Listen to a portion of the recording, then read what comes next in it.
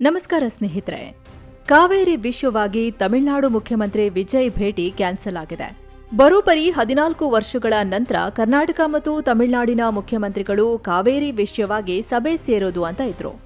ಈ ಸಭೆ ಮೇಲೆ ಎಲ್ಲರ ಕಣ್ಣು ನೆಟ್ಟಿತ್ತು. ಅದೇ ಈಗ ಮುರಿದು ಬಿದ್ದಿದೆ. ಇನ್ನೊಂದ್ ಕಡೆ ಎರಡು ರಾಜ್ಯಗಳಲ್ಲಿ ದೊಡ್ಡ ವಿರೋಧ ಎದ್ದಿದೆ. ಕರ್ನಾಟಕದಲ್ಲಿ ಕಾವೇರಿ ನೀರು ತಮಿಳುನಾಡಿಗೆ ಬಿಡ್ಲೇಬಾರದು ಅನ್ನೋ ಪ್ರತಿಭಟನೆ ಭುಗಿಲೆದ್ದಿದ್ರೆ, ಅತ್ತ ತಮಿಳುನಾಡಿನಲ್ಲಿ ನಮಗೆ ನಮ್ಮ ಪಾಲಿನ ನೀರು ಬೇಕೇ ಬೇಕು ಅಂತ ಹೇಳ್ತಿವೆ. ಎಲ್ಲ ಪರಿಸ್ಥಿತಿ ಶಾಂತ ಆದ್ಮೇಲೆ ಇಬ್ರು ಸಿಎಂ ಸಭೆ ನಡೆಸ್ತಾರೆ ಅಂತ ಹೇಳಿದ್ದಾರೆ. ಆ ದಿನ ಮುಂದೆ ಯಾವತ್ತೂ ಬರುತ್ತೋ ಗೊತ್ತಿಲ್ಲ. ಶತಮಾನಗಳೇ ಕಳೆದ್ರೂ ಇಲ್ಲೊಂದು ಎಲ್ಲರೂ ಒಪ್ಪುವಂತ ಸೊಲ್ಯೂಷನ್ ಅನ್ನೋದೇ ಸಿಗ್ತಿಲ್ಲ. ಹಾಗಾದ್ರೆ ಈ ಕಾವೇರಿ ಸಮಸ್ಯೆಗೆ ಪರಿಹಾರನೇ ಇಲ್ವಾ? ಎರಡು ರಾಜ್ಯಗಳಿಗೆ ಅನ್ಯಾಯ ಆಗದಂತೆ ಕ್ರಮ ತಗೊಳ್ಳೋಕೆ ಆಗಲ್ವಾ? ಇಲ್ಲಿ ರಾಜಕೀಯ ಪಕ್ಕಕ್ಕಿಟ್ಟು ಈ ವಿವಾದಕ್ಕೆ ಒಂದು ಶಾಶ್ವತ ಸೊಲ್ಯೂಷನ್ ಕೊಡೋದು ಹೇಗೆ? ಬನ್ನಿ ಇದನ್ನೇ ಇವತ್ತು ಡೀಟೇಲ್ ಆಗಿ ನೋಡ್ತಾ ಹೋಗೋಣ. ಕಾವೇರಿಯನ್ನೇ ನಂಬಿರುವ 31 ಜಿಲ್ಲೆಗಳು. ಸ್ನೇಹಿತರೆ, ಈ ಕಾವೇರಿ ವಿವಾದ ಶುರುವಾಗಿದ್ದು ನಿನ್ನೆ ಮೊನ್ನೆ ಅಲ್ಲ, ಬರೋಬ್ಬರಿ 1890ರಲ್ಲಿ. ಅಂದಿನ ಮೈಸೂರು ಸಂಸ್ಥಾನ ಮತ್ತು ಮದ್ರಾಸ್ ಪ್ರೆಸಿಡೆನ್ಸಿ ನಡುವೆ ಶುರುವಾದ ಕಿತ್ತಾಟ ಇದು. 1924ರಲ್ಲಿ ಒಂದು ಒಪ್ಪಂದ ಆಯಿತು. ಸ್ವಾತಂತ್ರ್ಯ ಬಂತು, ರಾಜ್ಯಗಳು ವಿಂಗಡಣೆ ಆದ್ವು. ಆದರೆ ಕಾವೇರಿ ವಿವಾದ ಮಾತ್ರ ಹಾಗೆ ಉಳಿದುಕೊಳ್ತು. ಇಲ್ಲಿ ನಾವು ಅರ್ಥ ಮಾಡ್ಕೊಳ್ಬೇಕಾದ ಮೊದಲ ಸತ್ಯ ಏನಂದ್ರೆ, ಕಾವೇರಿ ಕೇವಲ ಒಂದು ನದಿ ಅಲ್ಲ, ಇದು ಎರಡು ರಾಜ್ಯಗಳ ಜೀವನಾಡಿ. ಹೌದು, ನಮ್ಮ ಕರ್ನಾಟಕದಲ್ಲಿ ಕೊಡಗು, ಮೈಸೂರು, ಮಂಡ್ಯ, ಹಾಸನ, ಚಾಮರಾಜನಗರ, ರಾಮನಗರ, ಬೆಂಗಳೂರು ನಗರ, ಬೆಂಗಳೂರು ಗ್ರಾಮಾಂತರ, ತುಮಕೂರು, ಕೋಲಾರ ಮತ್ತು ಚಿಕ್ಕಬಳ್ಳಾಪುರ, ಈ ಒಟ್ಟು 11 ಜಿಲ್ಲೆಗಳು ಕಾವೇರಿಯನ್ನೇ ನಂಬಿವೆ. ಇತ್ತ ತಮಿಳುನಾಡಿನ ಸೇಲಂ, ಈರೋಡ್, ತಿರುಚಿ, ತಂಜಾವೂರಿನಿಂದ ಹಿಡಿದು ಮದುರೈವರೆಗೆ ಸುಮಾರು 20 ಜಿಲ್ಲೆಗಳು ಇದೇ ನೀರಿಗೆ ಕಾಯ್ತಿವೆ. ಜೊತೆಗೆ ಕೇರಳ ಮತ್ತು ಪುದುಚೇರಿಗೂ ಇದರಲ್ಲಿ ಪಾಲು ಇದೆ. ಆದರೆ ಇಲ್ಲಿ ಸಮಸ್ಯೆ ಇರೋದು ಕರ್ನಾಟಕ ಮತ್ತು ತಮಿಳುನಾಡು ರಾಜ್ಯಗಳ ನಡುವೆ. ಈ ಎರಡು ರಾಜ್ಯಗಳಿಗೆ ನೀರಿನ ಗೋಳು ಮುಗಿಯೋದು ಅಂತಲೇ ಇಲ್ಲ. ಸ್ನೇಹಿತರಲ್ಲಿ, ಎರಡು ರಾಜ್ಯಗಳು ಕೂಡ ಕಾವೇರಿಯನ್ನ ಒಂದು ಆಸ್ತಿ ತರ ನೋಡಬಾರ್ದು. ಎರಡು ರಾಜ್ಯಗಳಲ್ಲಿ ಇರೋ ನೀರಿನ ಸಮಸ್ಯೆ ತರ ನೋಡಬೇಕು. ಇಲ್ಲಿ ನಮಗೆ ಮುಂಗಾರು ಕಮ್ಮಿ ಆದಾಗ, ಬರಗಾಲ ಬಂದಾಗ ಮಾತ್ರ ಸಮಸ್ಯೆ ಉದ್ಭವಿಸುತ್ತೆ. ಆದರೆ ಮಳೆ ಸರಿಯಾಗಿ ಬಂದಾಗ ಸಮಸ್ಯೆ ಇರಲ್ಲ. ಇಲ್ಲಿ ಯಾವುದೇ ಸಮಸ್ಯೆಗೆ ಪರಿಹಾರ ಬೇಕು ಅಂದ್ರೆ ಮಾತುಕತೆ ನಡೆಸಬೇಕು. ಇಲ್ಲಿವರೆಗೆ ಈ ವಿಷಯದಲ್ಲಿ ಬರೀ ರಾಜಕೀಯ ನಡೆದಿದೆ ಬಿಟ್ರೆ ಶಾಶ್ವತ ಪರಿಹಾರ ಹುಡುಕೋಕೆ ಪ್ರಯತ್ನ ನಡೆದಿಲ್ಲ. ಈಗ ಪ್ರತಿಭಟನೆ ಹೆಚ್ಚಾಗಿದ್ರಿಂದ ಎರಡೂ ರಾಜ್ಯಗಳ ನಡುವಿನ ಮಾತುಕತೆ ಕೂಡ ಮುರಿದು ಬಿದ್ದಿದೆ. ಹಾಗಾದ್ರೆ ನಮ್ಮ ಮುಂದೆ ಫಂಡಮೆಂಟಲ್ ಆಗಿ ಲಾಂಗ್ ಟರ್ಮ್ ಅಲ್ಲಿ ವರ್ಕ್ ಆಗೋ ತರ ಈ ಸಮಸ್ಯೆನ ಸಾಲ್ವ್ ಮಾಡೋಕೆ ಏನೆಲ್ಲ ಮಾಡಬಹುದು ಅಂತ ನೋಡೋಣ. ಎರಡು ರಾಜ್ಯಗಳು ಏನ್ ಮಾಡಬಹುದು? ಸ್ನೇಹಿತರೆ, ಕಾವೇರಿ ಜಲಾನಯನ ಪ್ರದೇಶದಲ್ಲಿ ಒಂದು ಪ್ರಾಬ್ಲಮ್ ಇದೆ. ಅದೇ ರೈತರು ಬೆಳೀತಾ ಇರುವ ಬೆಳೆಗಳು. ಕರ್ನಾಟಕ ಮತ್ತು ತಮಿಳುನಾಡು, ಈ ಎರಡೂ ರಾಜ್ಯಗಳ ಕಾವೇರಿ ಕೊಳ್ಳದ ರೈತರು ಅತಿ ಹೆಚ್ಚು ಬೆಳೆಯೋದು ಯಾವುದನ್ನು ಗೊತ್ತಾ? ಭತ್ತ ಮತ್ತು ಕಬ್ಬು. ನಮ್ಮಲ್ಲಿ ಮಂಡ್ಯ, ಮೈಸೂರು, ಹಾಸನದಲ್ಲಿ ಮತ್ತೆ ತಮಿಳುನಾಡಿನ ತಂಜಾವೂರು, ತಿರುವರೂರು ಮತ್ತೆ ನಾಮಪಟ್ಟಣಂನಲ್ಲಿ ಭತ್ತ, ಕಬ್ಬು ಬೆಳೆಯೋದು ಜಾಸ್ತಿ. ಈ ಎರಡು ಬೆಳೆಗಳಿಗೆ ನೀರಿನ ಬಾಯಾರಿಕೆ ಹೆಚ್ಚು. ರಿಸರ್ಚ್ಗಳ ಪ್ರಕಾರ ಕೇವಲ 1 ಕೆಜಿ ಅಕ್ಕಿ ಬೆಳೆಯೋದಕ್ಕೆ ಸುಮಾರು 2500 ಲೀಟರ್ ನೀರು ಬೇಕು. ಇಲ್ಲಿ ಫ್ಲಡ್ ಇರಿಗೇಷನ್ ಅಂದ್ರೆ ಗದ್ದೆಗಳಿಗೆ ನೇರವಾಗಿ ಪೈಪ್ ಮೂಲಕ ನೀರು ಹರಿಸೋ ಸಾಂಪ್ರದಾಯಿಕ ಪದ್ಧತಿ ಬಳಸಲಾಗ್ತಿದೆ. ಇದರಿಂದ ಬರೋಬ್ಬರಿ 40-50% ನೀರು ಸುಮ್ಮನೆ ಆವಿಯಾಗಿ ಭೂಮಿ ಪಾಲಾಗಿ ಪೋಲಾಗ್ತಿದೆ. ಇಲ್ಲಿ ಗಮನಿಸಬೇಕಾದ ಇನ್ನೊಂದು ಆಘಾತಕಾರಿ ವಿಚಾರ ಅಂದ್ರೆ, ಕೃಷಿಗೆ ಬಳಕೆಯಾಗೋ ನೀರು ಬಹುತೇಕ ಉಚಿತವಾಗಿ ಸಿಗ್ತಿದೆ. ನೀರು ಫ್ರೀಯಾಗಿ ಸಿಗ್ತಿರೋದ್ರಿಂದ ಅದನ್ನ ಮಿತವಾಗಿ ಬಳಸಬೇಕು ಅನ್ನೋ ಕಾಳಜಿ ಕಡಿಮೆಯಾಗಿದೆ. ಹೀಗಾಗಿ ಬೇರೆ ಬೇರೆ ಕಡೆ ರೈತರು ಅತಿಯಾದ ನೀರನ್ನ ಬಳಸ್ತಿದ್ದಾರೆ. ಇದಕ್ಕೆ ತಜ್ಞರು ಏನ್ ಹೇಳ್ತಿದ್ದಾರೆ ಅಂದ್ರೆ, ಕ್ರಾಪ್ ಡೈವರ್ಸಿಫಿಕೇಶನ್ ಅಥವಾ ಬೆಳೆ ಬದಲಾವಣೆ ಮಾಡಬೇಕು ಅಂತ. ಹೌದು, ಏಕಾಏಕಿ ರೈತರಿಗೆ ಹೈ ವ್ಯಾಲ್ಯೂ ಕ್ರಾಪ್ಸ್ ಬಿಟ್ಟು ಬೇರೆ ಬೆಳೆಯಿರಿ ಅಂದ್ರೆ ಕಷ್ಟ. ಅದಕ್ಕೆ ಸರ್ಕಾರಗಳು ಇಲ್ಲಿ ಒಂದು ಪ್ಲಾನ್ ಮಾಡಬೇಕು. ಕಬ್ಬು, ಭತ್ತ ಬೆಳೆಯೋ ರೈತರಿಗೆ ಪರ್ಯಾಯ ವ್ಯವಸ್ಥೆ ಮಾಡಬೇಕು. ಕಡಿಮೆ ನೀರು ಬಳಸೋ ಸಿರಿಧಾನ್ಯಗಳು, ಎಣ್ಣೆಕಾಳುಗಳು, ಬೇಳೆಕಾಳುಗಳು ಮತ್ತು ತೋಟಗಾರಿಕಾ ಬೆಳೆಗಳಿಗೆ ಸರ್ಕಾರಗಳು ಹೆಚ್ಚೆಚ್ಚು ಪ್ರೋತ್ಸಾಹ ಕೊಡಬೇಕು. ಈಗ ನೋಡಿ, ನಮ್ಮ ತುಮಕೂರು, ಹಾಸನ ಮತ್ತು ರಾಮನಗರ ಭಾಗದಲ್ಲಿ ರಾಗಿ ಹೆಚ್ಚಾಗಿ ಬೆಳೀತಾರೆ. ಅದನ್ನ ಇನ್ನಷ್ಟು ಹೆಚ್ಚಿಸಿ ಕ್ರಾಪ್ ಡೈವರ್ಸಿಫೈ ಮಾಡಿದ್ರೆ ನೀರಿನ ಬೇಡಿಕೆಯನ್ನ ಕಮ್ಮಿ ಮಾಡಬಹುದು. ಒಳ್ಳೆ ರೇಟ್ ಸಿಗುತ್ತೆ ಅಂತ ಗ್ಯಾರಂಟಿ ಸಿಕ್ಕರೆ ಎರಡೂ ರಾಜ್ಯದ ರೈತರು ತಾವಾಗಿನೇ ಕಡಿಮೆ ನೀರು ಕೇಳೋ ಬೆಳೆಗಳ ಕಡೆ ಶಿಫ್ಟ್ ಆಗ್ತಾರೆ.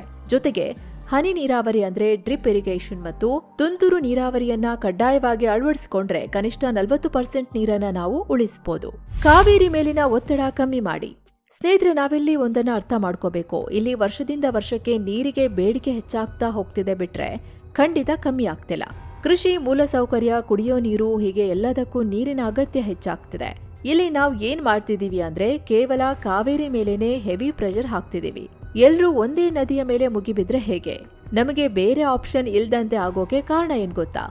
ನಾವೇ ಮಾಡಿರೋ ಮಿಸ್ಟೇಕ್ಗಳು. ಈ ಹಿಂದೆ ನಮಗೆ ಬೇರೆ ನದಿಗಳು ಇದ್ವು. ಸದ್ಯಕ್ಕೆ ಬೆಂಗಳೂರು ತಗೊಳ್ಳಿ. ಒಂದು ಕಾಲದಲ್ಲಿ ಬೆಂಗಳೂರಿಗೆ ಕಾವೇರಿಯ ಅಗತ್ಯವೇ ಇರಲಿಲ್ಲ. ಯಾಕಂದ್ರೆ ಇಲ್ಲಿ ನದಿಗಳಿದ್ವು, 100 ಕೆರೆಗಳಿದ್ವು. ಈಗ ಕಂಡು ಕೇಳರಿಯದಂತೆ ನಶಿಸಿ ಹೋಗಿ ಕಾವೇರಿಗೆ ಕಣ್ಣೀರು ಹಾಕ್ತಿದ್ದೀವಿ. ಇದಕ್ಕೆ ಬೆಸ್ಟ್ ಎಕ್ಸಾಂಪಲ್ ಅಂದ್ರೆ ವೃಷಭಾವತಿ, ಅರ್ಕಾವತಿ ಮತ್ತೆ ದಕ್ಷಿಣ ಪಿನಾಕಿನಿ ನದಿಗಳು. ವೃಷಭಾವತಿ ಅನ್ನೋ ಒಂದು ನದಿ ಇತ್ತು ಅನ್ನೋದನ್ನೇ ನಾವು ಮರ್ತಿದ್ದೀವಿ. ಅದೀಗ ಬರೀ ಕೆಂಗೇರಿ ಮೋರಿಯಾಗಿದೆ. ಅರ್ಕಾವತಿ ಕಥೆನೂ ಅಷ್ಟೇ. ಮೂಲಗಳ ಪ್ರಕಾರ ಯಾವಾಗ ಈ ನದಿಗಳು ಬತ್ತಿ ಬೆಂಡಾಗಿ ಹೋದ್ವೋ ಆಗ್ಲೇ ಸಮಸ್ಯೆ ಶುರುವಾಗಿತ್ತು. ಚಿಕ್ಕಬಳ್ಳಾಪುರದಲ್ಲಿ ಹುಟ್ಟಿ ಬೆಂಗಳೂರಿನ ಒಳಗೆ ಹರಿದು ಹೊಸೂರು ಮೂಲಕ ತಮಿಳುನಾಡಿಗೆ ಸೇರ್ತಿದ್ದ ದಕ್ಷಿಣ ಪಿನಾಕಿನಿ ನದಿ ಜೀವಂತವಾಗಿದ್ರೆ ಕಾವೇರಿ ವಿವಾದ ಇಷ್ಟು ದೊಡ್ಡ ಮಟ್ಟದಲ್ಲಿ ಇರ್ತಿರ್ಲಿಲ್ಲ. ಯಾಕಂದ್ರೆ ಕಾವೇರಿ ಮತ್ತೆ ಪಾಲಾರ್ ನದಿಗಳಿಗೆ ಹೊಂದಿಕೊಂಡಿದ್ದ ಈ ನದಿ ತಮಿಳುನಾಡಿನ ಕೆಲ ಜಿಲ್ಲೆಗಳಿಗೆ ಅಗತ್ಯವನ್ನ ಪೂರೈಸುತ್ತಿತ್ತು. ಯಾವಾಗ ಈ ನದಿಯ ಒಡಲು ಬತ್ತಿ ಹೋಯ್ತೋ, ನಗರ ಬೆಳೆದಂತೆ ನದಿ ನಾಶವಾಯ್ತೋ, ಆಗ ಎಲ್ಲನೂ ಬದಲಾಯಿತು. ಇದರಿಂದಲೇ ಕ್ರಮೇಣವಾಗಿ ಕಾವೇರಿ ಮೇಲೆ ಒತ್ತಡ ಹೆಚ್ಚಾಗ್ತಾ ಹೋಯ್ತು. ಆದ್ರೆ ಸ್ನೇಹಿತರೆ, ಇದನ್ನ ನಾವು ಯಾಕೆ ಹೇಳ್ತಿದ್ದೀವಿ ಅಂದ್ರೆ ಇಲ್ಲಿ ನಮಗೆ ಇನ್ನೂ ಅವಕಾಶ ಇದೆ. ಈ ರೀತಿ ಬತ್ತಿ ಹೋಗಿರೋ ನದಿಗಳನ್ನ ಪುನರುಜ್ಜೀವನಗೊಳಿಸಿದ್ರೆ ನಮ್ಮಲ್ಲಿನ 2-3 ಜಿಲ್ಲೆಗಳ ನೀರಿನ ಡಿಮ್ಯಾಂಡ್ ಕಮ್ಮಿ ಮಾಡಬಹುದು. ನಮಗೆ ಈಗ ವೃಷಭಾವತಿಯನ್ನ ಪುನರುಜ್ಜೀವನ ಮಾಡೋಕೆ ಆಗದಿರೋ ಮಟ್ಟದಲ್ಲಿ ಹಾಳಾಗಿದೆ. ಆದ್ರೆ ಇನ್ನು ಅರೆಬರೆ ಜೀವದಲ್ಲಿರೋ ಅರ್ಕಾವತಿ ಮತ್ತು ದಕ್ಷಿಣ ಪಿನಾಕಿನಿ ನದಿಗಳನ್ನ ಜೀವಂತಗೊಳಿಸಿದ್ರೆ ಸಮಸ್ಯೆಗೆ ಒಂದೇ ಸರಿ ಅಲ್ದಿದ್ರೂ ಪರಿಹಾರ ಅಂತೂ ಸಿಗುತ್ತೆ. ಮತ್ತೊಂದು ಶಾಕಿಂಗ್ ವಿಚಾರ ಅಂದ್ರೆ ವರದಿಗಳ ಪ್ರಕಾರ ಕುಡಿಯೋ ನೀರನ್ನ ಪೋಲು ಮಾಡೋದ್ರಲ್ಲಿ ಭಾರತದ ಮೆಟ್ರೋ ಸಿಟಿಗಳ ಪೈಕಿ ಬೆಂಗಳೂರು 2ನೇ ಸ್ಥಾನದಲ್ಲಿದೆ. ಇಲ್ಲಿ ವಾಟರ್ ಮ್ಯಾನೇಜ್ಮೆಂಟ್ ತುಂಬಾನೇ ಇಂಪಾರ್ಟೆಂಟ್. ಕೇವಲ ಅಣೆಕಟ್ಟುಗಳನ್ನೇ ನಂಬಿಕೊಳ್ಳೋ ಬದಲು 2 ರಾಜ್ಯಗಳು ತಮ್ಮಲ್ಲಿರೋ ಐತಿಹಾಸಿಕ ಕೆರೆಗಳು, ಕುಂಟೆಗಳನ್ನ ಹೂಳೆತ್ತಿ ಪುನರುಜ್ಜೀವನಗೊಳಿಸಬೇಕು. ಪ್ರತಿ ಮನೆ, ಅಪಾರ್ಟ್ಮೆಂಟ್, ಫ್ಯಾಕ್ಟರಿಗಳಲ್ಲಿ ಮಳೆ ನೀರು ಕೊಯ್ಲು ಅಂದ್ರೆ ರೈನ್ ವಾಟರ್ ಹಾರ್ವೆಸ್ಟಿಂಗ್ 100ಕ್ಕೆ 100 ಕಡ್ಡಾಯ ಮಾಡಬೇಕು. ಬಿದ್ದ ಮಳೆ ನೀರನ್ನೆಲ್ಲ ಭೂಮಿಗಿಂಗಿಸಿದ್ರೆ ಅಂತರ್ಜಲ ಹೆಚ್ಚಾಗಿ ನದಿಯ ಮೇಲಿನ ಒತ್ತಡ ಕಮ್ಮಿಯಾಗತ್ತೆ. ಇನ್ನು ಸ್ನೇಹಿತರೆ, ವರದಿಯಲ್ಲಿ ಮುಂದುವರಿಯೋಕ್ಕೂ ಮುನ್ನ ಒಂದು ಚಿಕ್ಕ ರಿಮೈಂಡರ್. 7 ಸ್ಯಾಂಡ್ಸ್ ಟೂರಿಸಂನವರು ಮಧುರೈ, ಕನ್ಯಾಕುಮಾರಿ, ತಿರುವನಂತಪುರಂ, ಅನಂತ ಪದ್ಮನಾಭ ಸ್ವಾಮಿ, ರಾಮೇಶ್ವರಂಗೆ ಟ್ರಿಪ್ ಆಯೋಜಿಸಿದ್ದಾರೆ. ಆಸಕ್ತರು ಇಲ್ಲಿ ಕಾಣ್ತಿರೋ ನಂಬರ್ಗೆ ಕಾಲ್ ಮಾಡಿ ನಿಮ್ಮ ಸೀಟ್ ಬುಕ್ ಮಾಡ್ಕೊಳ್ಳಿ. ಬನ್ನೀಗ ವರದಿಯಲ್ಲಿ ಮುಂದುವರಿಯೋಣ. ಸೈಂಟಿಫಿಕ್ ಸೊಲ್ಯೂಷನ್ ಏನು? ನೀರಿನ ಕೊರತೆ ಕೇವಲ ನಮಗೆ ಮಾತ್ರ ಇರೋದಲ್ಲ. ಪ್ರಪಂಚದ ಅನೇಕ ದೇಶಗಳು ಈ ಸಮಸ್ಯೆಯನ್ನ ಫೇಸ್ ಮಾಡಿ ಅದರಲ್ಲಿ ಗೆದ್ದು ಬೀಗಿವೆ. ಆದ್ರೆ ನಾವು ಅವರಿಂದ ಪಾಠ ಕಲ್ತಿಲ್ಲ. ಈಗ ನೋಡಿ, ಅಮೆರಿಕದ ಕ್ಯಾಲಿಫೋರ್ನಿಯಾ ರಾಜ್ಯ ಕೊಲರಾಡೋ ನದಿಯ ಮೇಲೆ ಅತಿಯಾಗಿ ಅವಲಂಬಿತವಾಗಿತ್ತು. ಆದ್ರೆ ಅವರು 15 ವರ್ಷಗಳ ಮಾಸ್ಟರ್ ಪ್ಲಾನ್ ಮಾಡಿ ವಾಟರ್ ರೀಸೈಕ್ಲಿಂಗ್, ಕನ್ಸರ್ವೇಷನ್ ಮೂಲಕ ನದಿಯ ಮೇಲಿನ ಡಿಪೆಂಡೆನ್ಸಿಯನ್ನ ಕಮ್ಮಿ ಮಾಡಿದ್ದಾರೆ. ಇನ್ನು ಇಸ್ರೇಲ್ ಕಥೆ ತಗೊಂಡ್ರೆ ಅಲ್ಲಿ ನೀರೇ ಇಲ್ಲ. ಸಮುದ್ರದ ಉಪ್ಪು ನೀರನ್ನೇ ಡೀಸಲಿನೇಷನ್ ಟೆಕ್ನಾಲಜಿ ಮೂಲಕ ಶುದ್ಧೀಕರಿಸಿ ಇಡೀ ದೇಶಕ್ಕೆ ಕುಡಿಯೋಕೆ ಕೊಡ್ತಿದ್ದಾರೆ. ಕುಡಿಯೋಕೆ ಮಾತ್ರ ಅಂತಲ್ಲ, ಕೃಷಿ ಟೆಕ್ನಾಲಜಿಯಲ್ಲೂ ಅವರು ಬಹಳ ಮುಂದಿದ್ದಾರೆ. ನೀರನ್ನ ಹೇಗ್ ಬಳಸಬೇಕು, ಹೇಗೆ ಯುಟಿಲೈಸ್ ಮಾಡಬೇಕು ಅನ್ನೋದನ್ನ ಅವರು ಕಂಡುಕೊಂಡಿದ್ದಾರೆ. ಇಲ್ಲಿ ಒಂದ್ ವಿಷಯ ತಿಳ್ಕೊಳ್ಳಿ, ಇಸ್ರೇಲ್ನಲ್ಲಿ ಇರೋದು ಬರೋಬ್ಬರಿ 50% ಡೆಸರ್ಟ್ ಲ್ಯಾಂಡ್. ಆದ್ರೆ ಅವರಿಗೆ ಬೇಕಾದ 95% ಆಹಾರ ಅಗತ್ಯತೆಯನ್ನ ಅವರೇ ಬೆಳೀತಿದ್ದಾರೆ.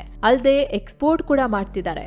ಇಂತಹ ದೇಶಗಳೇ ಈ ರೀತಿ ಸಾಧನೆ ಮಾಡಿರುವಾಗ ಕರ್ನಾಟಕ ಮತ್ತು ತಮಿಳುನಾಡು 2 ಬೃಹತ್ ಆರ್ಥಿಕತೆ ಹೊಂದಿರೋ ಶ್ರೀಮಂತ ರಾಜ್ಯಗಳು ಬಜೆಟ್ನಲ್ಲಿ ಸಾವಿರಾರು ಕೋಟಿ ಮೀಸಲಿಡುತ್ತೆ. ಆದ್ರೆ ನಾವೇ ಇಲ್ಲಿ ಬೇಕಾದಷ್ಟು ಅವಕಾಶಗಳು ಇದ್ರೂ ಅದನ್ನ ಸರಿಯಾಗಿ ಬಳಸಿಕೊಳ್ತಿಲ್ಲ.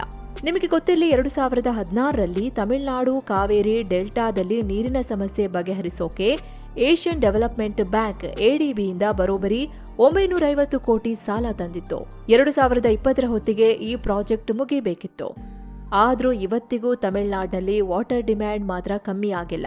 ಅಂದ್ರೆ ನಾವು ಎಲ್ಲಿ ಎಡವ್ತಿದ್ದೀವಿ ಅಂತ ಯೋಚನೆ ಮಾಡ್ಬೇಕು. ಗ್ರೌಂಡ್ ರಿಯಾಲಿಟಿ ನೋಡಿ, ಆರ್ಡರ್ ಕೊಡಿ. ಇಷ್ಟೆಲ್ಲ ಪರ್ಯಾಯ ಮಾರ್ಗಗಳಿದ್ರೂ ಈ ಕ್ಷಣದ ವಾಸ್ತವ ಏನು? ಮಳೆಗಾಲದಲ್ಲಿ ಯಾರಿಗೂ ಕಾವೇರಿ ನೆನಪಾಗಲ್ಲ. ನಾವೇ ನೀರನ್ನ ತಮಿಳುನಾಡಿಗೆ ಬಿಟ್ಟು ಕೈ ತೊಳೆದುಕೊಳ್ತೇವೆ. ಆದ್ರೆ ಈ ವಿವಾದ ಸ್ಫೋಟಗೊಳ್ಳೋದೇ ಮಳೆ ಕೈ ಕೊಟ್ಟಾಗ, ಬರಗಾಲ ಬಂದಾಗ. ಡ್ಯಾಮ್ಗಳು ಬತ್ತಿ ಹೋದಾಗ ಹಳೆ ರೂಲ್ಸ್ ಇಟ್ಕೊಂಡು ಇಷ್ಟೇ ನೀರು ಬಿಡ್ಬೇಕು ಅಂತ ಹಠ ಹಿಡಿಯೋಕೆ ಆಗಲ್ಲ. ಇಲ್ಲಿ ಸರ್ಕಾರಗಳು ವೋಟ್ ಬ್ಯಾಂಕ್ ರಾಜಕೀಯ ಮಾಡೋದನ್ನ ಮೊದಲು ಬಿಡ್ಬೇಕು. ಬರಗಾಲದ ಟೈಮಲ್ಲಿ ಪೂರ್ತಿ ನೀರನ್ನ ತಮಿಳುನಾಡಿಗೆ ಬಿಡೋಕೆ ಆಗಲ್ಲ. ಹಾಗಂತ ಪೂರ್ತಿ ನಾವೇ ಇಟ್ಕೊಳ್ಳೋಕ್ಕೂ ಆಗಲ್ಲ. ಸಂಕಷ್ಟದ ಸಮಯದಲ್ಲಿ ಕೃಷಿಗೆ ಮತ್ತು ರಾಜಕೀಯಕ್ಕೆ ಮನ್ನಣೆ ಕೊಡೋದಕ್ಕಿಂತ ಇರೋ ಸ್ವಲ್ಪ ನೀರನ್ನ ಅತ್ಯಮೂಲ್ಯವಾಗಿ ಕಾಪಾಡಿಕೊಳ್ಳೋದು ಅತಿ ಮುಖ್ಯವಾಗಬೇಕು. ಇಲ್ಲಿ ಕಾವೇರಿ ವಾಟರ್ ಮ್ಯಾನೇಜ್ಮೆಂಟ್ ಅಥಾರಿಟಿ ಅಥವಾ CWMA ಕಂಪ್ಲೀಟ್ ನ್ಯೂಟ್ರಲ್ ಆಗಿ ಕೆಲಸ ಮಾಡಬೇಕು. ದೆಹಲಿಯ AC ರೂಮಲ್ಲಿ ಕೂತು ಆರ್ಡರ್ ಮಾಡೋದಲ್ಲ, ಬದಲಾಗಿ ಗ್ರೌಂಡ್ ರಿಯಾಲಿಟಿ ಏನಿದೆ ಅಂತ ಸ್ಟಡಿ ಮಾಡಬೇಕು. ಕರ್ನಾಟಕದಲ್ಲಿ ಮಳೆ ಎಷ್ಟಾಗಿದೆ, ಡ್ಯಾಮ್ನಲ್ಲಿ ಈಗ ನೀರೆಷ್ಟಿದೆ, ನಮ್ಮ ರೈತರಿಗೆ ಎಷ್ಟು ಬೇಕು, ಬೆಂಗಳೂರಿಗೆ ಕುಡಿಯೋಕೆ ಎಷ್ಟು ಬೇಕು, ತಮಿಳುನಾಡಿನ ಪರಿಸ್ಥಿತಿ ಏನು, ಎಲ್ಲವನ್ನ ಸೈಂಟಿಫಿಕ್ ಡೇಟಾ ಇಟ್ಕೊಂಡು ಲೆಕ್ಕ ಹಾಕಬೇಕು. ಡಿಸ್ಟ್ರೆಸ್ ಫಾರ್ಮುಲಾ ಅಥವಾ ಸಂಕಷ್ಟ ಸೂತ್ರವನ್ನ ಸಂಪೂರ್ಣವಾಗಿ ಸ್ಯಾಟಲೈಟ್ ಡೇಟಾ ಮತ್ತು ಹವಾಮಾನ ವರದಿಗಳ ಆಧಾರದ ಮೇಲೆ ರೆಡಿ ಮಾಡಬೇಕು. ಈ ರೀತಿ ನಿರ್ಧಾರ ತಗೊಂಡ್ರೆ ಮಾತ್ರ ಯಾವುದೇ ರಾಜ್ಯಕ್ಕೂ ಅನ್ಯಾಯ ಆಗೋದನ್ನ ತಪ್ಪಿಸಬಹುದು. ಸ್ನೇಹಿತರೆ, ಕಾವೇರಿ ಕೇವಲ 2 ರಾಜ್ಯಗಳ ಈಗೋ ಸಮಸ್ಯೆ ಅಲ್ಲ. ನೀರು ನಿರ್ವಹಣೆ ಮತ್ತು ಭವಿಷ್ಯದ ಬದುಕಿನ ಪ್ರಶ್ನೆ. ವಾಟರ್ ಕನ್ಸರ್ವೇಷನ್ ಮತ್ತು ಡಿಮ್ಯಾಂಡ್ ಮ್ಯಾನೇಜ್ಮೆಂಟ್ ಕಡೆ ಗಮನ ಹರಿಸಲೇಬೇಕು. ಕಾನೂನಿನ ಜೊತೆಗೆ ವೈಜ್ಞಾನಿಕವಾಗಿ ಈ ನದಿಯನ್ನ ಉಳಿಸಿಕೊಳ್ಳದಿದ್ರೆ ಮುಂದೊಂದು ದಿನ ಕಾವೇರಿಗೂ ಬೇರೆ ನದಿಗಳಂತೆ ಸಂಕಷ್ಟ ಬರಬಹುದು. ಸ್ನೇಹಿತರೆ, ಈ ಬಗ್ಗೆ ನಿಮ್ಮ ಅಭಿಪ್ರಾಯ ಏನು? ಕಾವೇರಿ ಸಮಸ್ಯೆಗೆ ಯಾವ ಪರಿಹಾರ ಬೆಸ್ಟ್ ಅನ್ಸುತ್ತೆ? ಕಮೆಂಟ್ ಮಾಡಿ ತಿಳಿಸಿ. ಮತ್ತೆ ಭೇಟಿ ಆಗ್ತಿರೋಣ. ನಮಸ್ಕಾರ.